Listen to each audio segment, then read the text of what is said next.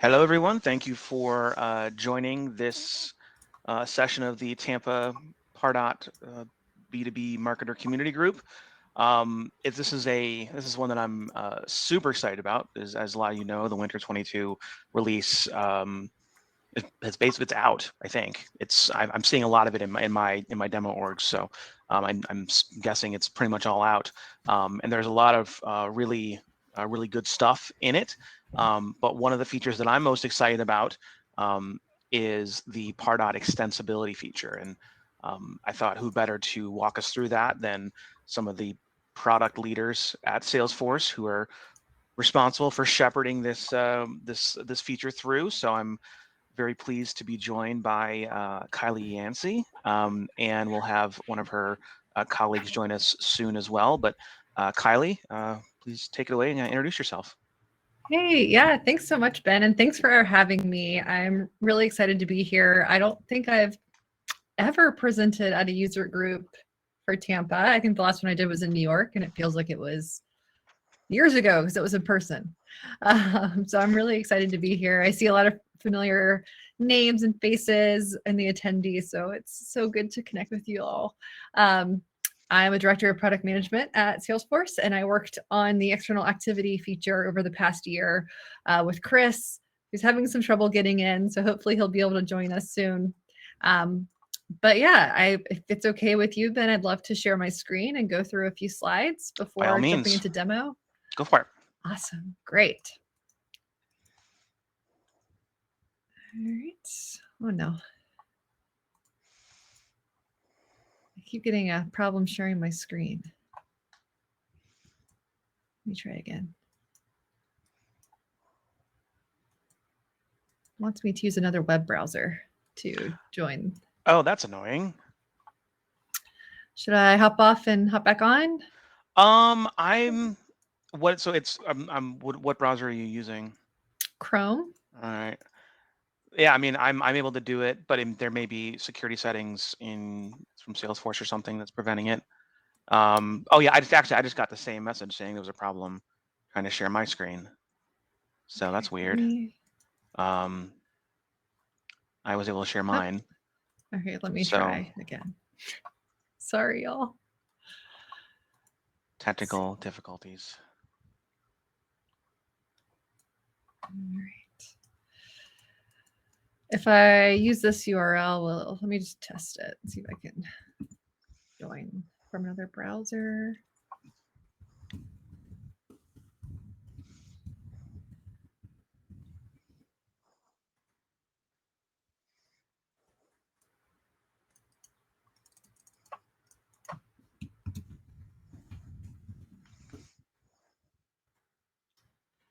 Well,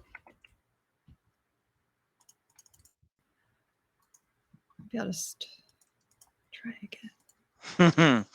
Yeah, Sorry, it always causes problems right the moment you need it. Well, if you don't mind, Ben, while I'm trying to figure this out, do you mind just talking a little bit about your favorite features coming up in the winter release?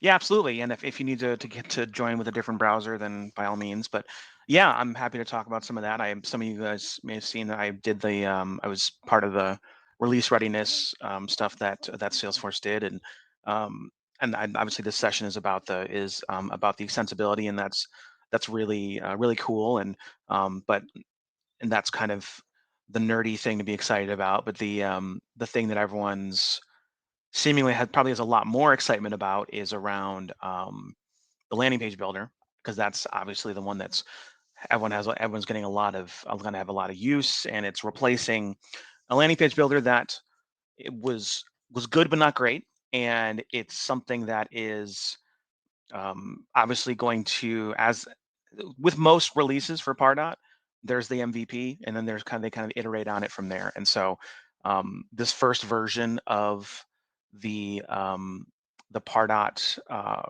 drag and drop landing page builder I think is a really good first step. There's a lot of great things in there, and there's a lot of runway to improve. So I'm really excited about that. And the other thing that was great to see that I've shared with my clients and others who I've talked to about the platform and kind of iterations is the ability that now with the Lightning email builder, you can now create emails and make them available in Engagement Studio.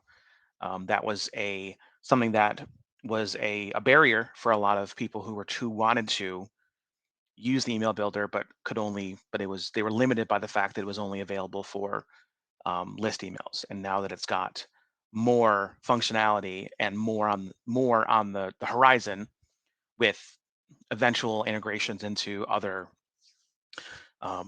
automation rules, completion actions, and so on. All of those things together are going to make really the email builder and landing page builder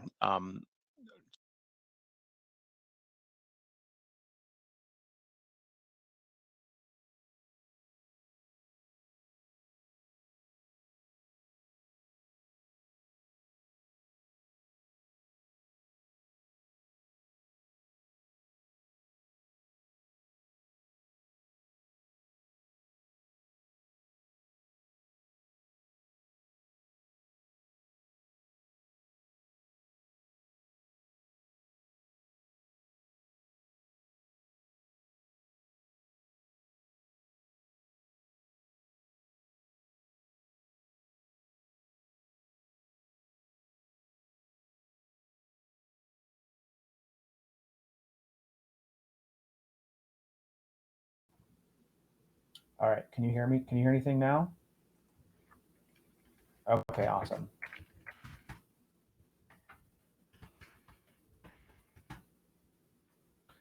Kylie, can you try and talk? I don't know if I can actually hear anyone. Yes. Can anyone hear me? I can't hear you, so no, there's a problem there with the sound now. Of course there is. Some people Man, can this hear is us. going super well. Let me change my speaker to. All right, do you want to try that again, Kylie? Yep, Oh, I can you hear hear you. me? Awesome, I hear you. Okay. Okay. Yay! Well, we got screen, we got audio. Good. Are we We're good to ready? go. Yes. Awesome. Well, thanks for letting me kind of yammer on about the stuff I'm excited about. Now we can get to the nitty gritty here. Cool. All right. So let me get myself situated. Great. So as you know, we're here to talk about extending the power of Pardot. Um, I can't see if Chris was able to join us. He might have had the Yeah, same issues. he just joined, so I'm Great in the process success. of making him a host. Perfect. So I'm here. I introduced myself earlier. Chris is here. Appreciate y'all being patient while we got our technical difficulty squared away. It seems to be always the way it goes. I heard Mercury is in retrograde right now, so we'll just blame it on that. As you all are intimately familiar with this slide, there might be questions about the roadmap that we answer in here, so we just ask that any purchasing decisions are made on existing functionality. I can see Chris now. We're all sorted. Great. So before we get into Winter 22 in depth, I'm going to kind of go through these a little quicker than I probably would, but given that we've lost some time with technical difficulties, I did want to just talk about all of the amazing innovation we've walked through the past year. So we had a pretty powerful, let me just go back one, pretty powerful spring release. We had a lot of great productivity features. We had account-based marketing features. Everything in orange you see on the slide was influenced by you all directly on the Trailblazer community through the idea exchange, which we always love to see. In summer, we had a really exciting release with things like email send time optimization, key account identification, the mailability upgrades that recently went to GA, as well as a lot of enhancements for email and Lightning. But maybe the biggest release of the year is the one we're currently in and available to all customers today, Winter 22. We have Slack, we have Bring Your Own Key, we have more Einstein functionality, more V5 API functionality, additional languages, custom components, more email builder experience enhancements, and of course the extensibility features that we're here to talk about today. So since there is so much included in this release, we wanted to really focus on kind of three primary areas. So external activity, content enhancements, and custom components. And we're going to do a demo. So I'm going to spend the least amount of time on slides because I think for this audience, I know you guys want to see it in action. And then Chris is going to do a more in-depth demo from the API version. I think we have a lot of technical folks on the line that would get a lot of value out of that. So what is external activity? You know, it's likely that you're using one or more marketing technology providers or event providers or webinar providers in your MarTech stack today. And it's hard to pull all of that data into Pardot and use it in a way that is meaningful, right? It meant creating custom fields or lists and tags and heavy workarounds. And so what we developed external activity to do was pull this data into Pardot in a way that's flexible, a little more native. You don't have to create custom fields to maneuver it. And it's driven via the API. So it's really flexible in that you can essentially pull in whatever activity data from any third party you're using as long as it's exposed via the API. And that was our goal, right? If we wanted to create a native connector for every marketing app in the world, we would never do anything else. So we wanted to make sure that this was something that could fit a variety of needs. As Ben talked about, you know, the landing page experience has not been the best the past few years. It's been hard to create things that are easy to build if you don't have a lot of HTML or CSS experience, if you don't have a full design staff, right? It was hard to make them responsive. It was hard to have any sort of control over when it actually went live. And so with this new landing page experience, you get all of that. Plus it's on the platform. It's using the same builder that you're used to from the new email building experience. So you don't have to relearn things at every turn. It's very exciting. I personally love the ability to publish and have that control. We've always had questions about, well, what if my event's done? What do I do with that landing page? And that's been kind of hard to work around in the past. So I'm especially excited about that feature. We also have more enhancements to the new email experience. We heard you guys loud and clear that you want to use these emails in Engagement Studio. And so in the winter release, you can do just that. There's a new button called Activate for Automation, which allows you to pull these email content records into your Engagement Studio program, just like any other email, right? You can create your follow-up triggers and make sure these beautiful responsive emails you're building are available for more than just list sends. There's also support for multiple tracker domains, as well as some new pre-built layouts that have 1, 2, 3, and 4 column layouts that you can pull in. And we've put in some kind of ease of use around the navigation, as well as column spacing control. Custom components is another really exciting enhancement for the email experience. This allows you to pull in third-party apps from the App Exchange or build your own and seamlessly pull them into your content without having to do any heavy lifting from a design perspective. We'll show this in the demo as well. It's really exciting. We have a few apps that are, I believe, are still in review. Look to Chris maybe to confirm. He might know. For the ability to pull them in, which is really exciting. So again, you can use pre-existing ones on the App Exchange that our partners have developed or create your own. There's a use case there, which kind of leads nicely into our last section, which is the Pardot collection on the App Exchange. Hey, Kylie, sorry, I don't know. There was a question. Sure. There was a question about whether or not this, what you were describing, and Paul, correct me if I'm mistaking your question, let me know. But he was asking about how, I'm guessing with the email builder, how much of that is available to use with growth. The email builder is available for all editions, even legacy ones. External activities is not for growth, so it does require API access, which growth doesn't have today. That might change in the future, but right now it is for plus and higher. Okay, thank you. Yep. Cool. So on the App Exchange, Pardot used to be kind of hard to find. You kind of have to dig pretty deep, look at the details of every single listing. And now we have our own collection, so you can find pre-built apps and other solutions that will drive your marketing needs even more easily than before. And Laura, I definitely am in favor of getting a new mascot for External Activity. I'll have to think on that. So this is obviously going to be potentially a little kind of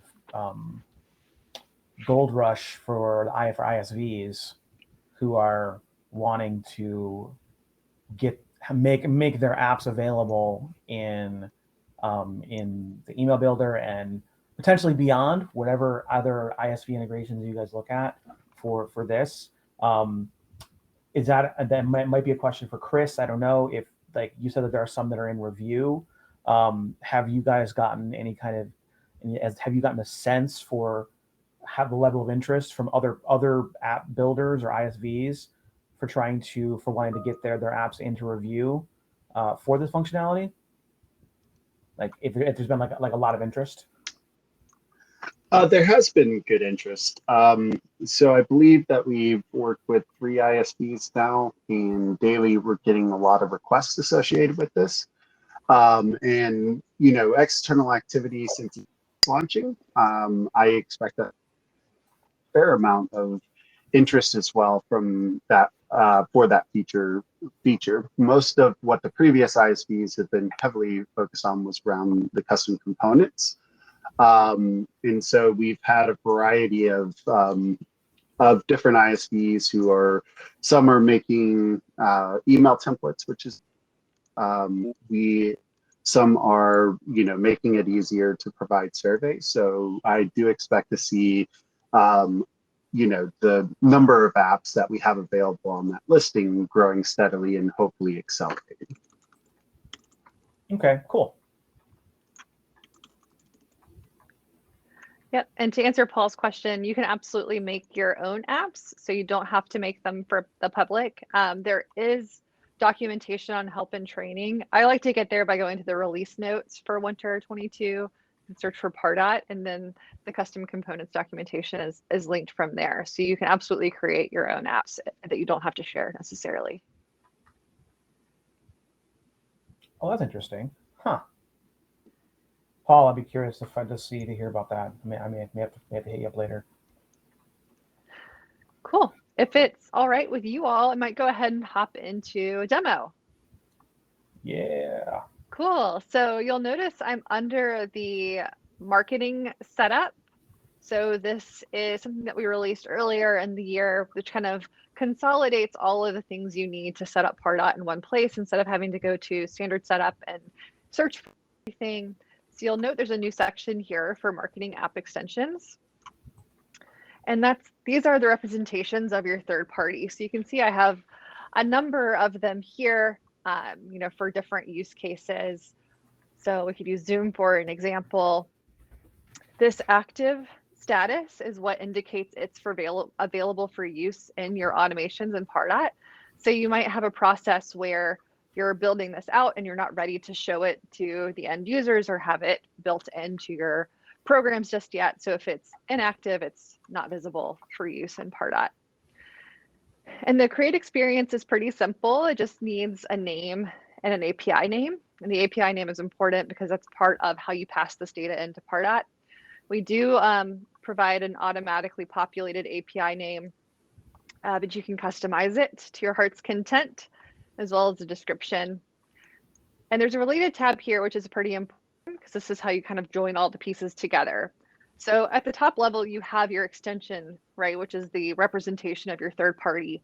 But you also need activity types, which represent just that, the activities that someone does with that app.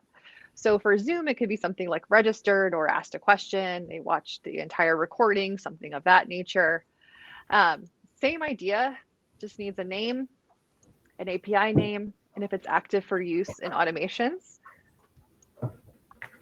And if anyone, I think Marianne was on the line. I know that I think she's a big snippets user, so this might look familiar to her.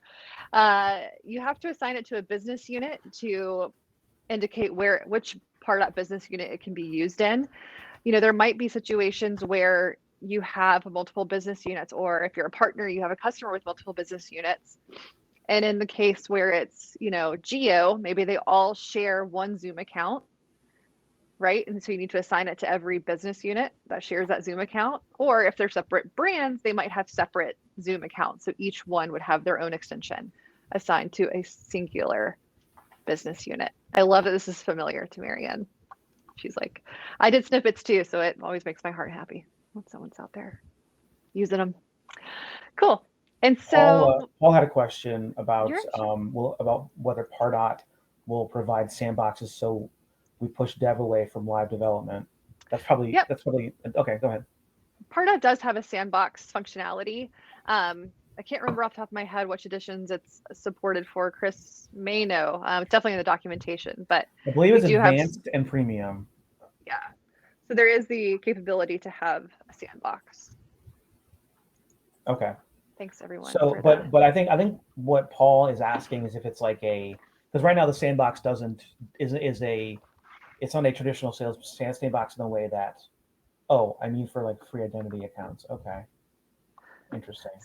Yep, some things are. So this is a platform object. It can be promoted. It's one of the reasons why we did it this way. Oh. But anything you set up in Pardot, of course, will have to be recreated. Okay. He said, so a force.com account. I'm not sure about that. And Julie, External Activities is rolling out today. There's actually like a process for it to get to all accounts. So give it a couple of days if you don't see it. Yeah, it's a little bit of a process there. Cool. All right. So one thing I wanted to talk about was the activity type record. So as we talked about, and maybe this will help Paul too, you don't have to activate these in automations to use right away. I'm not sure if that helps or not. But we do provide this kind of example API request. So we actually put in the API name from the extension as well as the activity type. And the value is something that you define. So for example, I have a Zoom extension with the activity type of registered. And then when I'm creating my API integration, I'll send in the specific name of that webinar. So it might be something like Tampa user group, right? Or if I'm running one in Tampa user group October, and then the value next month would be for November, right? So this, we do not define, you will define this every time you pass in. But we wanted to give people an idea of what it looks like here.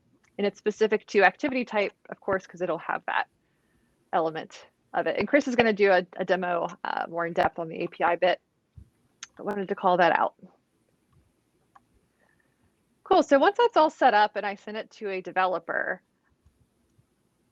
I can actually start using it in my automations and Engagement Studio, automation rules, dynamic lists, segmentation rules, all of that good stuff. And it's activity data, right? It's just like any other data. So we wanted to treat it very similarly. So let's look at this dynamic list I created. I had a quick question. I'm sorry. Yeah, so of course. What's the is there a sync time, like from how long have you guys seen it typically go from activity happening to pushing through the API to being leverageable in Pardot? Chris might talk to that a little bit in his part. Okay. It's fast. We do have limits, so that's something to think about. Yeah, so when you're thinking about creating your automations and segmentation, it's a new criteria type. So prospect external activity. I'll see all of my active extensions for this business unit. So I can see the related activity types and I can put in the value. So that's how that works. And it's the same UI for automation rules as dynamic lists, for segmentation rules as well. And let's go ahead and look at Engagement Studio.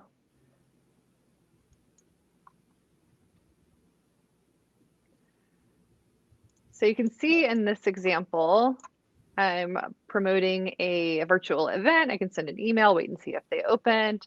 And then maybe in this email, I'm promoting the or promoting this event, which is virtual. So I can then come and look at this external activity trigger, which is, again, just a trigger. It's a new trigger type, external activity. And I can look for my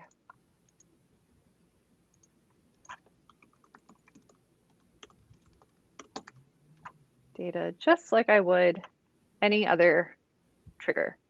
So it's pretty simple in that regard. We just wanted to keep it familiar, not make it really any different than what you're used to.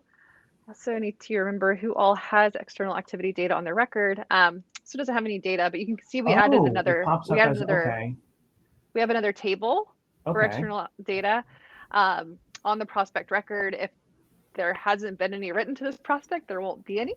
But it's also on the activities page as well. So you can get this data, get a view of it more granularly at the prospect level. I think who else I wrote it to in this, maybe Jessie, I can't remember. No, she doesn't either, but yep, that's where it shows up. So Paul had a question about needing to, so Paul, and if I'm misstating this, please let me know, but it says that, so we need to spend, I think that's what it means, needs to spend money to develop, to basically have your own middleware, spin up your own middleware to make it work. So for Zoom, you API to Zoom and then pass that into the activity type. Yep. So we see. Yep. Please do, Chris. All right. So as Kylie mentioned, I mean, this functionality is something we're providing for our customers to be able to build their own custom integrations for activity, but we also plan to be working with ISVs. And so in an ideal state, our goal would be for Zoom to have an app that you can install, has the activity types, and you can start submitting them. But that is going to take time. And so, ultimately, you always have the option to do it yourself. Our goal is to get more and more ISVs so that you don't have to. But that is going to be kind of a ramp up time before those become available. So, you know, one question asked is, do I want to have the control to get it done? Because I really feel this, you know, I really see a lot of value out of this and I can commit some time towards this. Or do I just wait to see what ISPs are going to support this? Okay, that makes sense, Chris. I thank you for the clarification. That's interesting. Like, I mean, to the extent that you feel comfortable sharing, is there some kind of timeline that you think that where you guys will start seeing some uptake from the ISV community, from Zoom and the like, to be deploying things like this? Do you have like anything there, any kind of timelines or anything that you're able to share? So I don't have anything that I can share right now. You know, it is something that we are actively starting to, you know, ramp up. The first, you know, we've had some initial discussions. There are some interests, but in terms of, you know, timelines, that's something we're still working out. And so do expect us, you know, over the next year to start seeing more ISVs that are providing this functionality overall. Awesome, thank you. And to answer the question about replacing connectors down the road, we don't have any plans to get rid of the existing connectors we have. The problem is that if we tried to accommodate every connector request, we would never do anything else. So what we want to do is make it able to pull in any data from any third party you're using, instead of just having, you know, endless out of the box ones that we have to maintain and put other innovation at risk to maintain. endless connectors, if that makes sense. Chris knows I have an extra grind about connectors.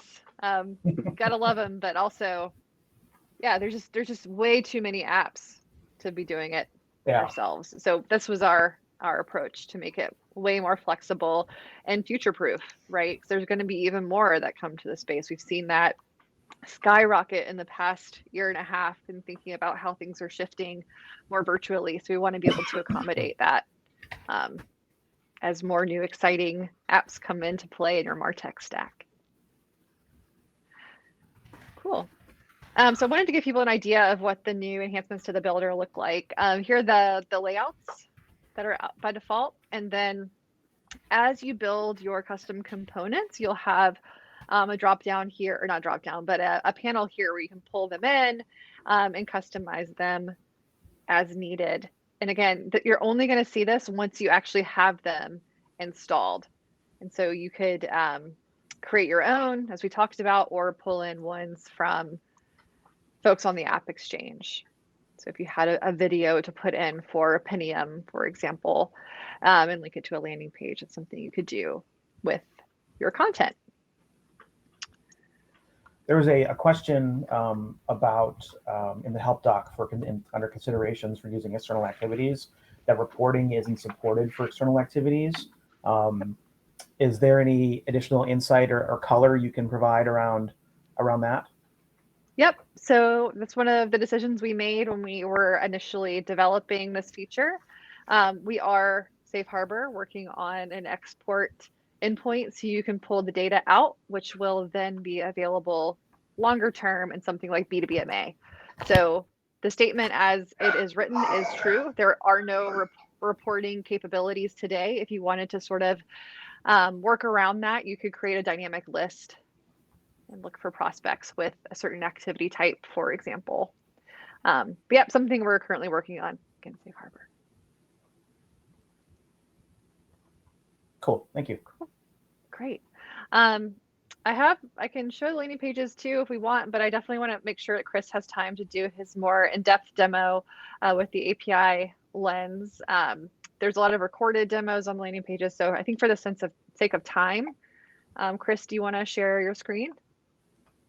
Sure. I think you have to stop sharing before I can take over. I got you. Done and done.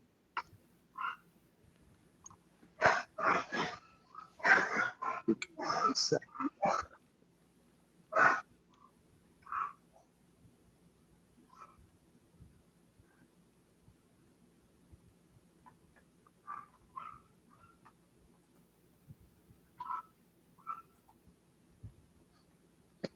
Looks like I'm having the same problem you had here, Kylie.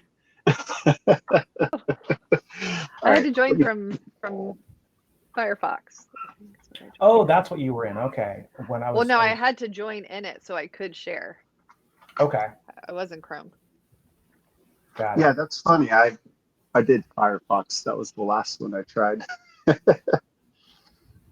right, let's try this one more time. All right, well, I will try coming back really quick. If you want to show the landing filter a little bit and see maybe if. All right, so everybody, we'll pivot and do and look at the landing page builder. Yeah. Oh, I understand what it's doing now. Okay. I can't tell which screen it's sharing. I'm looking at the a skyline of New York City. Here we go. The Pardot logo. That's Atlanta. Oh, Atlanta. Sorry. Come on, Ben. I don't know Atlanta. I'm sorry. That's where Pardot originated.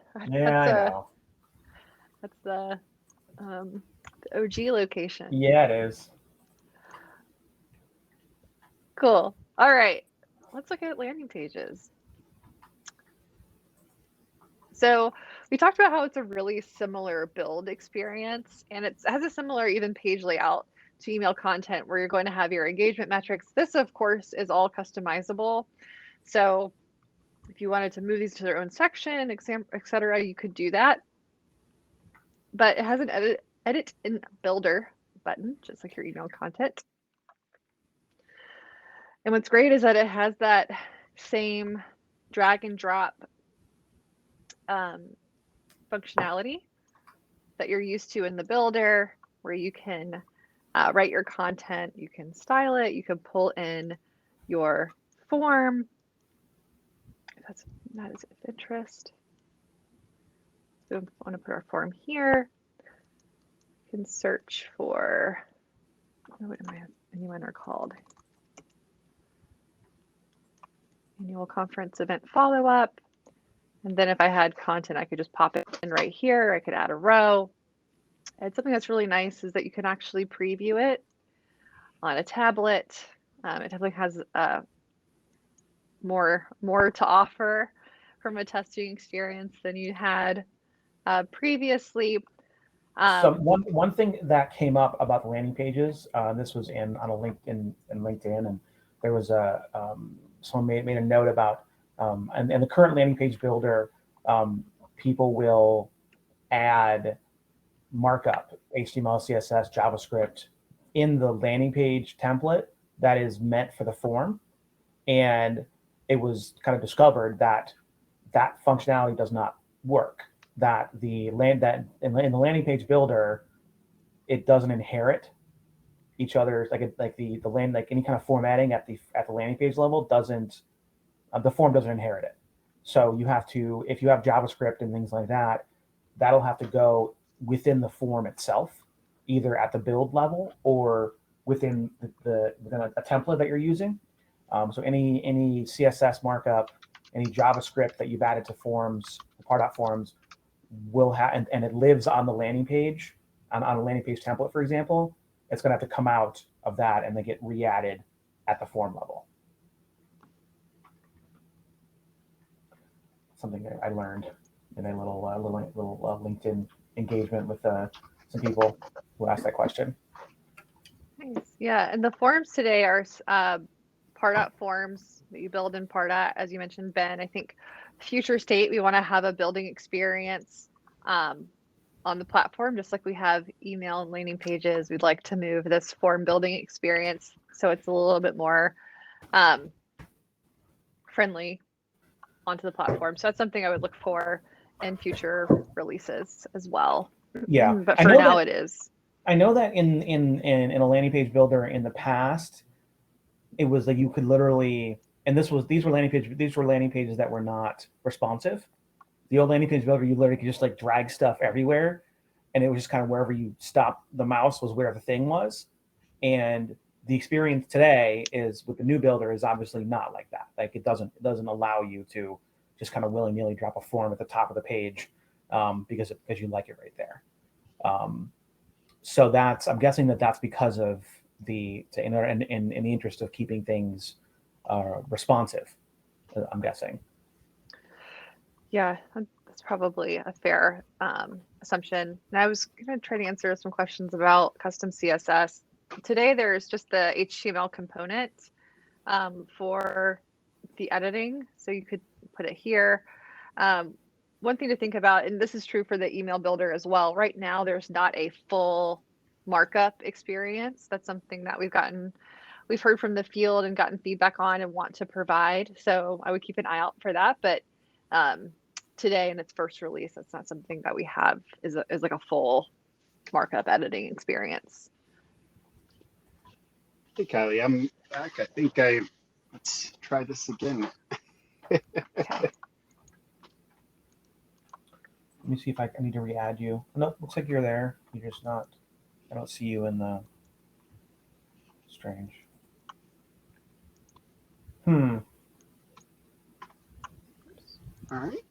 Are you able to see my screen? Yes, I can see the screen. Yep.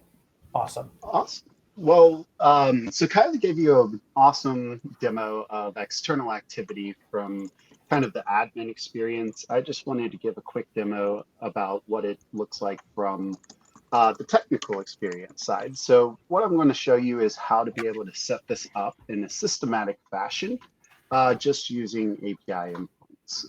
So it involves a couple of different endpoints to be able to do the setup. And then there's the execution, which is the fourth endpoint that we'll be talking about. Or actually, I guess there's actually four for setup, one that's not related to the feature, but is very important. So anytime you're using the API, the first thing you have to do is go ahead and authenticate. And so first thing I'm going to create is the marketing app extension type. In this scenario, I am just going to call it my conference because I want to report information on this conference information. And I'm going to go ahead and set it to true. But remember what Kylie said is essentially this is going to determine, is one of the gates to determine if it's going to be active in a Pardot instance. And so you basically have, so basically your extension will need to be set to true, your activity will need to be set to true, and you'll have to have it assigned to an appropriate business unit. So I'm going to go ahead and submit this, and success. And for this process, I'm going to take the identifier for this because it's required in some of the additional requests. So next step, I am going to then create the marketing app activity type, which is going to be registered because I want to track that they registered for the conference. And so I just associate it to that extension and again, submit. And now I have that connected as well. And now I have a new activity type. Last thing is doing marketing app extension assignment. And so before that, I need to find my business unit ID.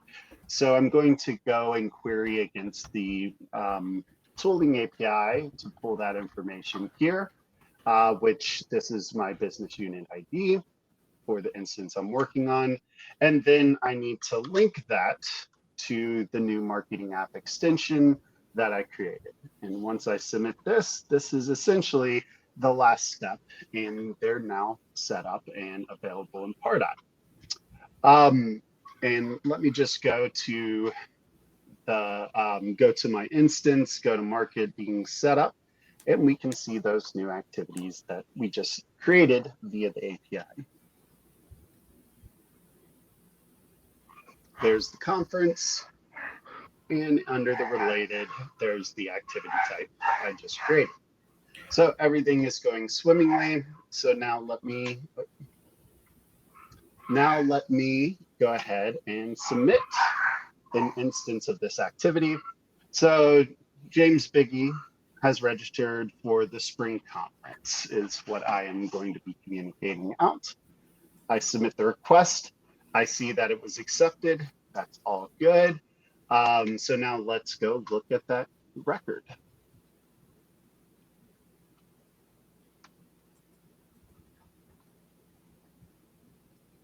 And now we see the activity type associated that we just submitted. So as you can see, it's very fast in getting into the system today. There is potentially, a slight delay when you're setting up activity before it shows. But when you're submitting activity, it is kind of real time. Oh, is everyone seeing a frozen screen? I see the prospect page with external activities. Did y'all see the submissions? I did, yeah. I saw submissions. Okay. All right.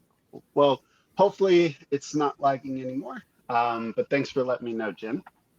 And so now this is ready to be used in your automation programs. And so if you are interested, we also have created basically what I did in that demo, also as a guide to help you be able to understand how to do this in a systematic fashion. So it walks you through the authentication, the setup steps, and then also the execution portion of this for submitting the activities. And so you can find this on our developer documentation page, which is now kind of a brand new experience. And just one note is when the setup is required to have an admin or marketing on the steps. So just something to keep in mind. But for the actual submitting of activity, that is tied to the permissions of prospect. So you just have to be able to do, so you just have to have prospect permissions. So any questions? So this is, so in order to be able to do this, someone would have to have something like that workbench tool that you were using in order to facilitate the integration. Is that right? So this is really kind of the process that I would see if you're building an app or you're building a integration. You may want to allow the development team to define your configuration, obviously with your input, but it helps ensure that there's a lot of party from the admin having to do the setup to then pass those details to the dev team to then create the ingestion. And so it gives a way that it can be done a little bit more systematic, right? And so, yes, to play around with the API, you would need some type of, API testing tool available to you. And the nice thing about APIs is it is just a standard protocol, so they can be accessed and written via essentially any language out there. And then kind of to bring Laura's question back up. So in the scenario where as a company, I'm putting on, let's say, at least one webinar a week. In order to, is it a situation where, and I know that Kylie will answer this, but I want to kind of just bring it up kind of in the full audience here. So if I'm setting up, let's say I'm doing like the Zoom integration, and then I have a webinar every week and my statuses are different depending on the webinar, or I want to have different statuses to use for the integration.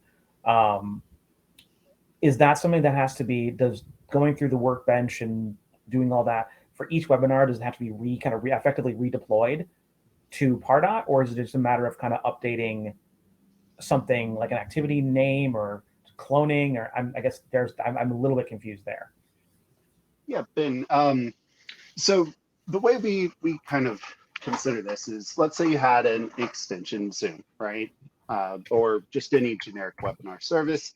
There's probably going to be a variety of events that happen along with that service, right? So they may register, they may attend, they may ask questions, and you might want to record that event happens. Now, you only have to set those up once, and that, when Kylie was talking about the value field, you would want to use in order to make the distinction that this is the spring conference versus this is the summer conference or the winter conference. Does that make sense? It does. So you would just basically go back into this workbench environment and go into Postman and just change the value, and then what happens after that? Do you just like is hitting send, pushing that value to be available in Pardot? Yes. So it essentially pushes this event with this title. So if you're looking for rules with this value, then it'll trigger.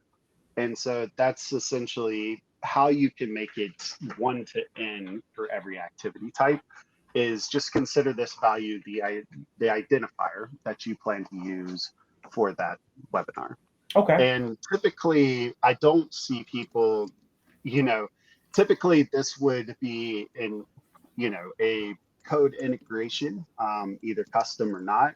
Like I would hope no one is out there trying to use Postman to individually submit these. But so when you think about the value, it's more about what are you going to tie it to with that service to distinguish the event instance, right?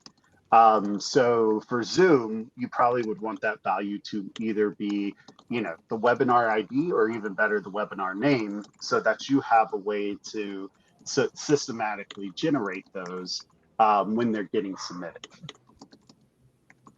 Okay. Let's see, there's some questions in here. Can you have multiple external activity extensions per connection?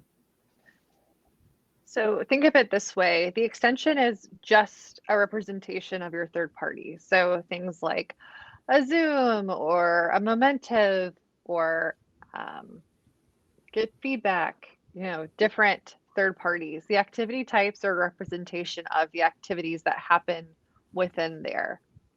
The value is what you'll have to pass in to tell Pardot which instance occurred within that third party. So for Zoom, you have the extension is Zoom, the activity type is registered, and the value is which webinar was assigned. And for Kenny's question, the any string is just to give an example. We don't want you to pass that in, right? So it's just to show you would pass in the value. And so if you're having webinars every week, yes, you'd have to go change the value or have multiple set up.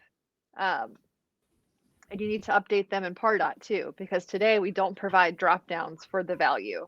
That's something we're thinking about for a future release, but think of it this way. We can't show a value until it exists in Pardot. So if you're setting up your events programs before the event takes place, there's no drop down to be seen or had. So that's why it doesn't exist today. But it's something we're thinking about for future iterations. Yeah, and just You wouldn't want to have multiple extensions per Zoom value. There are limits on these, so that's something to think about. You would have, if you have one Zoom account, you would have one extension because you only need one. The activity types would be like registered, attended, absent, and then the value is what you would have multiple of. If you have separate Zoom accounts, so if you're a organization that has multiple business units, or if you're one business unit with multiple brands, you might have more than one Zoom account in which two extensions for Zoom, but I wouldn't expect that the standard use case would be one Zoom per value. That's not really how we designed it to be used. And to piggyback a little bit on what Kylie was saying as well about the marketing app extension setup. So in the demo that I was talking about, these steps of creating the marketing app extension or the activity type or linking them is all available in the UI as well. So an admin could define these, but this is also provided to allow developers to define them, options of how they get set up, because this will be more important if you want to replicate it and not have to have an admin, which primarily is going to fit the ISV use case, but I see also some customer use cases where allowing it to be done as part of the install process by the dev team helps ensure that the submitting of activity is aligned and is providing the values that are expected, right? In either scenario, the activity is being submitted via this API endpoint. And this is really where kind of the connecting it to the service events needs to take place. And like I said, over time, our expectation is ISVs will be providing out of the box configurations for these to help make it even easier.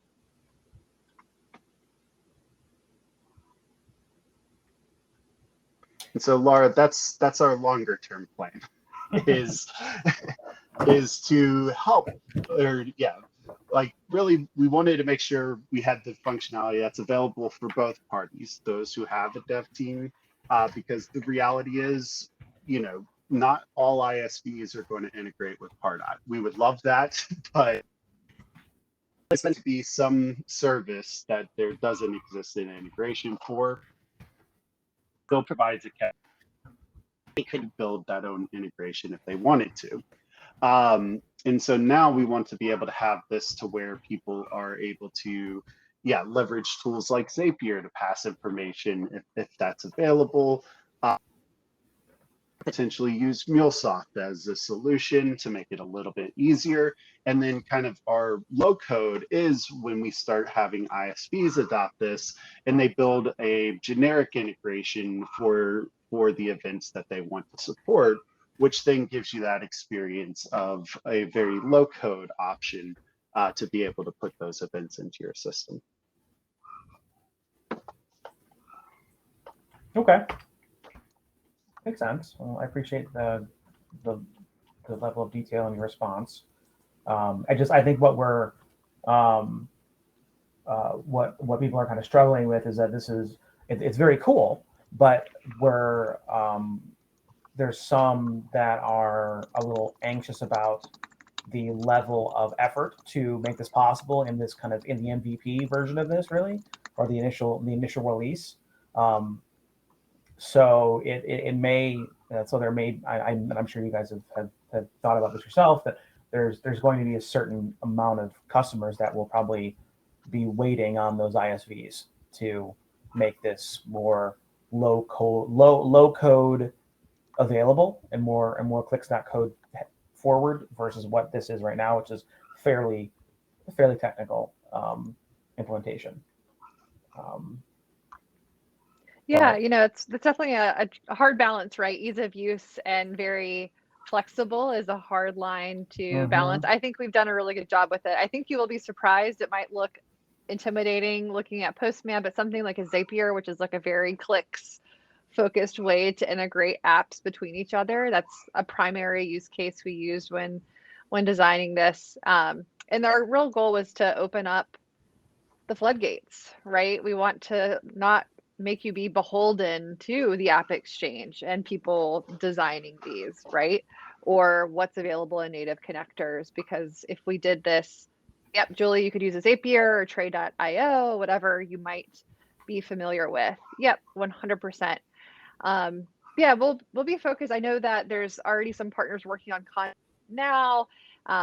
We'll be working on, best practices, all of that good stuff. But if you have any concerns, like reach out to me on LinkedIn. We definitely want to make sure that people feel comfortable using this. We know it is more advanced, but sometimes that comes with the territory, and we'll look to make it easier, more approachable in future releases. And I do want to do a quick shameless plug. Sorry, I didn't tell you about it, but yeah, just want to do a call out for Part Dream, and I'm doing a session on developer experience. So if you do like these kind of more detailed and in the code type of presentations, I would highly recommend it because it we'll be talking about custom components, the new developer experience, and all the great things that you can now extend in Pardot via code. Awesome. Yeah, no, there's our agreement's coming up very soon. I think it's next week. And if you guys haven't already heard about it or haven't looked into it or haven't registered, I strongly recommend it. I'm doing a panel on a careers panel, and there's a bunch of people. I'm guessing there's probably a handful of attendees here too. Are also doing sessions. So if you haven't looked into it, I strongly recommend it. It's kind of the Pardot event of the year in its second year, and it's kind of getting bigger and better each time around. But yeah, look, so we're basically at time. So I just want to kind of wrap things up and say thank you to Kylie and Chris for going through this with us.